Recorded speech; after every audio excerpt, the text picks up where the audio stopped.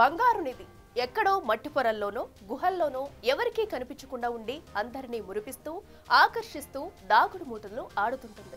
అలాంటి నిధి ఇప్పుడు ఓ ప్రాంతంలో నిక్షేపంగా ఉందట. ఇప్పుడు ఆ నిధి బయటకు వస్తే దేశం మొత్తానికి సరిపోయేంత నిధి బయటకు వస్తుందనే ప్రచారం జోరుగా సాగుతుంది. అయితే ఈ ప్రచారం ఇప్పటిది కాదు, బ్రిటిష్ కాలం నాటిది కూడా కాదు. మగధ రాజ్యం కాలం నాటి నుంచి జరుగుతున్న ప్రచారం అది. మరి ఇప్పటికీ ఈ నిధి ఎందుకు బయటకు రాలేదు? అసలు అక్కడుంది ఈ నిధి. ఈ నిధి వెనకాల మిస్టరీ ఏంటి?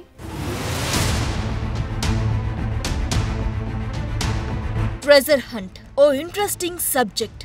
ఎన్నో ఏళ్లు గడుస్తున్నా ఇంత టెక్నాలజీ డెవలప్ అయినా ఇంకా కొన్ని అంతుచిక్కని మిస్టరీలు ఉన్నాయి. అందులో ఒకటి బీహార్లోని రాజ్గిర్ ఏరియాలోని సోన్ భండార్ గుహలు. ఆ పేరు చదివితేనే మీకు అర్థమవుతోంది ఈ గుహలకు బంగారానికి ఏదో లింక్ ఉందని.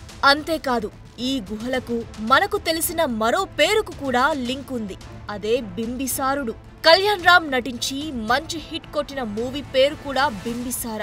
అతని పాత్రలోని కొన్ని షేడ్స్ ను తీసుకుని దాని పరంగా కథను అల్లేసి సినిమాను రూపొందించి హిట్ కొట్టేశారు. కానీ మనం చెప్పుకోబోయే కథ బింబిసార గురించి కాదు. అతను చేసిన ఓ పని, దాని కారణంగా మిస్టరీగా మిగిలిపోయిన అంశం గురించి.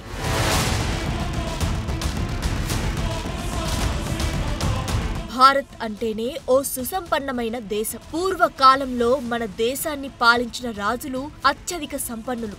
ఆ కాలంలోనే వజ్ర వైఢూర్యాలను వీధుల్లో రాసులుగా పోసి అమ్మడం జరిగింది.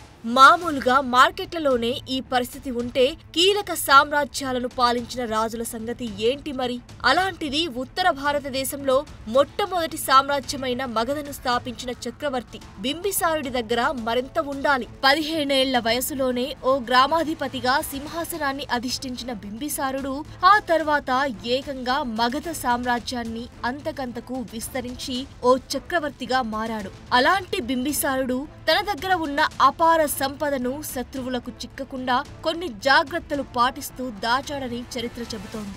ఆ నిధి కేవలం తమ వారసులకు చెందాలని, ఆ నిధి ఆచూకీ తెలిసేలా చిత్రరూపంలో వింత లిపిలో పత్ర నమూనాలో పొందుపరిచేవారని నమ్మకం.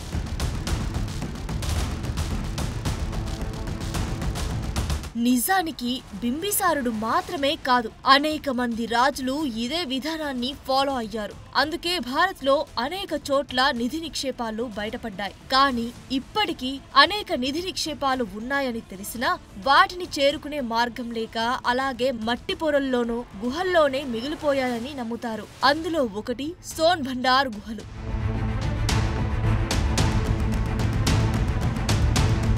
అనేక యుద్ధాలు చేసి సామ్రాజ్యాన్ని విస్తరించిన బింబిసారుడు వృద్ధుడు కాగానే అతని సింహాసనం కోసం అతని సొంత కొడుకులే యుద్ధాలు చేసుకున్నారు. అతని కొడుకుల్లో ఒకరైన అజాతశత్రువు అత్యంత బలవంతుడు. అందుకే తన సోదరులను ఓడించి సింహాసనాన్ని అధిరోహించారు. కానీ అసలు కథ అప్పుడే మొదలైంది. కొడుకుల తీరును గమనించిన బింబిసారుడు తన వద్దనున్న అనేక వజ్ర వైడూర్యాలను రాజ్గిర్ దగ్గరున్న ఈ గుహలో దాచి ఉంచాడట. ఈ నిధి నిక్షేపాల గురించి అజాతశత్రువు ఆరా తీయగా తండ్రి సమాధానం ఇవ్వకపోవడంతో ఆగ్రహించి అతన్ని జైల్లో కూడా బంధించాడట. అయితే బింబిసారుడిని జైలు పాలు చేయడం వెనుక మరెన్నో కారణాలు ఉన్నా ఈ నిధి ఆచూకీ తెలుసుకోవడం కూడా ఒక కారణమని చెబుతారు. రాజ్గిర్ కోటలో నిధి ఉందని తెలుసుకున్న అజాతశత్రువు ముందుగా గాలింపు జరిపినా ఎలాంటి ఆనవాళ్లు లభించలేదు. దీంతో నిధికి వెళ్లే దారి చెప్పాలంటూ తండ్రిని చిత్రవధ చేశాడట. కానీ బింబిసారుని మొండితనం ముందు అజాతశత్రువు ఓడిపోయాడట. చివరికి అజాతశత్రువు కూడా బౌద్ధ మతం స్వీకరించి ఈ నిధి గురించి మరిచిపోయాడట.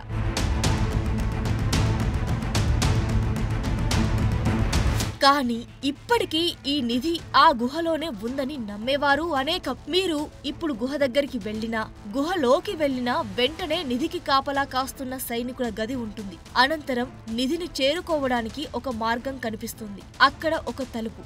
దాన్ని తెరవడానికి వీలు లేని విధంగా ఓ భారీ రాయి అడ్డుగా ఉంటుంది.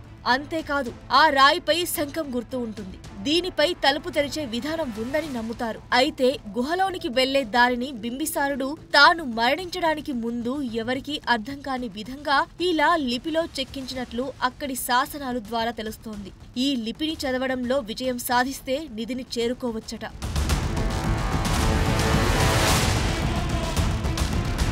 మరి ఈ నిధిని చేరుకునే ప్రయత్నం ఎవ్వరూ చేయలేదా? ఈ లిపిని చదివేందుకు చేసిన ప్రయత్నాలు ఏమయ్యాయి?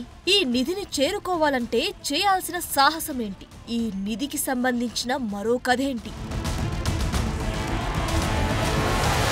నిధి ఉందని తెలుసు, ఏ ప్రాంతంలో ఉందో తెలుసు. అజాత శత్రువు నుంచి ఇప్పటి వరకు ఈ మిస్టరీని ఎందుకు ఛేదించలేకపోయారు? ఎందుకు ఈ నిధిని బయటికి తీయలేకపోయారు? ఇన్ని వందలేళ్లుగా ఈ నిధి అన్వేషణకు జరిగిన ప్రయత్నాలేంటి?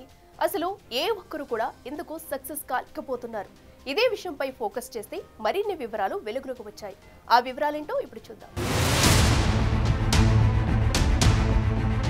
ఈ గుహలకు పురాణాలకు కూడా ఓ లింక్ ఉందనే కథ ప్రచారంలో ఉంది. వాయుపురాణం ప్రకారం ఆర్యాంక రాజవంశం పాలనకు సుమారు 2500 సంవత్సరాల ముందు ఈ ప్రాంతాన్ని బృహద్రథుడు పాలించాడని చెబుతారు. ఇతను శివభక్తుడైన జరాసంధుని తండ్రి. అతని తర్వాత జరాసంధుడు సింహాసనాన్ని అధిష్ఠించాడు. అయితే చక్రవర్తి అవ్వాలనే కలతో దండయాత్ర చేపట్టాడంటారు. 100 రాజ్యాలను ఓడించడం లక్ష్యంగా పెట్టుకుని యుద్ధానికి పయనమయ్యాడు. దాదాపు 80 రాజ్యాలను ఆక్రమించి చక్రవర్తి అయ్యాడు. ఈ యుద్ధాల సందర్భంగా దోచుకున్న సంపదను మొత్తం విభరగిరి పర్వతం దిగువన ఒక గుహను నిర్మించి ఆ సంపదను ఆ గుహలో దాచాడు. అయితే సోన్భాండార్ గుహ కూడా అదే గుహకు సమాంతరంగా ఉంది. ఆ తర్వాత కురుక్షేత్రంలో జరాసంధుడు మృతి చెందాడు. దీంతో ఆ నిధి కూడా ఈ గుహల్లోనే ఉందని నమ్మేవారు అనేక మంది ఉన్నారు.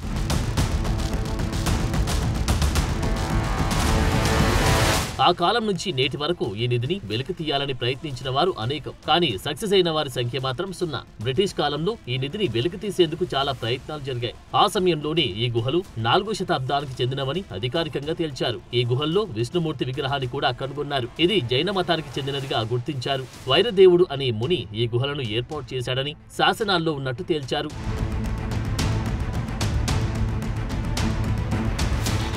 ఈ గుహ ద్వారాన్ని తెరిచేందుకు ముందుగా అనేక ప్రయత్నాలు చేసినా ఫలించకపోయేసరికి ఆ సమయంలో ఫిరంగులను ఉపయోగించి ద్వారాలను బద్దలు కొట్టాలని ప్రయత్నించారు. కానీ అవి కూడా ఫలించలేదట. దీంతో ఈ గుహల్లో ఉన్న నిధికి సంబంధించిన మిస్టరీగానే మిగిలిపోయింది.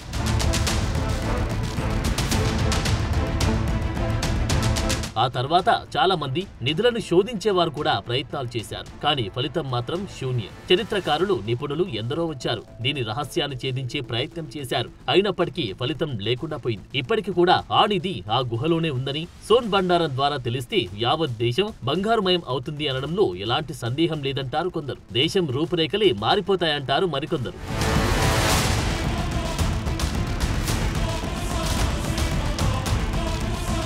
దీనికి తోడు గుహల్లోని రాయి చక్కగా పాలిష్ చేసినట్టు కనిపిస్తోంది. అంతేకాదు గోడలపై ఉండే లిపి కూడా అసలు అర్థం కాదు. అందుకే ఈ గుహలను చూసేందుకు పర్యాటకులు భారీగా తరలి వస్తారు. ప్రతి ఏటా ఈ ప్రాంతం గురించి కథలుగా విని ఒక్కసారైనా ఈ గుహలు ఎలా ఉన్నాయని చూసేందుకు వచ్చేవారు అనేకం.